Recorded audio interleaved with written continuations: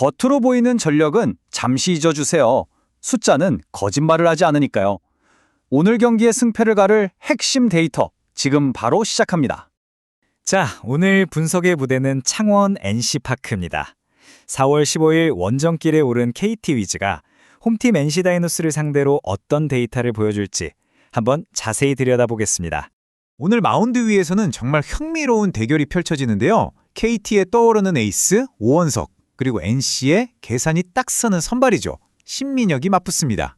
언뜻 보면 두 투수 모두 1.80이라는 아주 인상적인 평균 자책점을 기록하면서 팽팽한 투수전이 예상되는데요. 하지만 이 숫자 뒤에 숨어있는 데이터는 전혀 다른 이야기를 하고 있습니다. 그럼 그 숫자 뒤에 숨겨진 진짜 이야기를 한번 파헤쳐 볼까요? 먼저 KT의 오원석 선수부터 시작하겠습니다. 과연 그의 1.80이라는 평균 자책점, 이게 진짜 실력일까요? 우원석 선수의 지배력은 여기서 바로 드러납니다.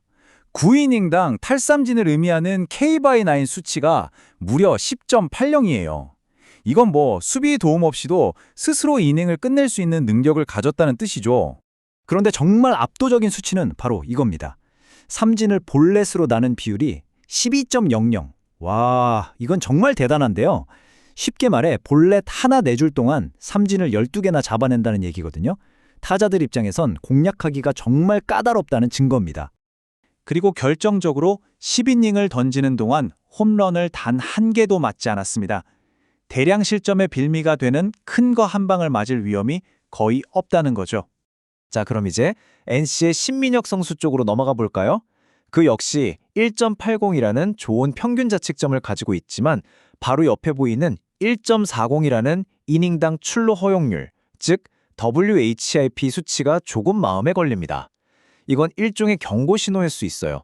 위픽이 1.40이라는 건 매 이닝 1.4명의 주자를 내보내고 있다는 뜻입니다. 그런데도 평균 자책점이 낮다는 건 위기 상황에서 운 좋게 실점 없이 넘어가는 경우가 많았다는 거죠. 이건 사실 지속되기 어려운 약간은 통계적인 착시 현상일 수 있습니다. 그의 비효율적인 면은 여기서도 보이는데요. 이닝당 평균 투구수가 17.3개에 달합니다. 그만큼 타자들과 계속 힘든 승부를 펼치고 있다는 거고, 이러면 아무래도 조기에 마운드를 내려갈 위험이 커지겠죠. 자, 선발 투수만 놓고 보면 KT 쪽이 확실히 유리해 보이는데요. 그런데 팀 대 팀 데이터를 살펴보면 아주 흥미로운 역설이 발견됩니다. 바로 이 지점에서 이야기가 완전히 달라집니다. 이 표를 한번 보세요. KT는 NC 투수들을 상대로 팀 타율이 무려 3할 8푼 1리, 정말 불방망이를 휘두르고 있죠.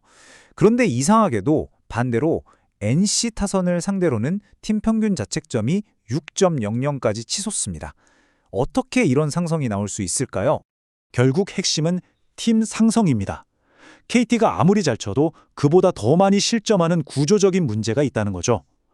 바로 이 팀 간의 역학관계를 기반으로 저희 분석 모델은 NC 다이노스의 승리 확률을 57%로 예측했습니다.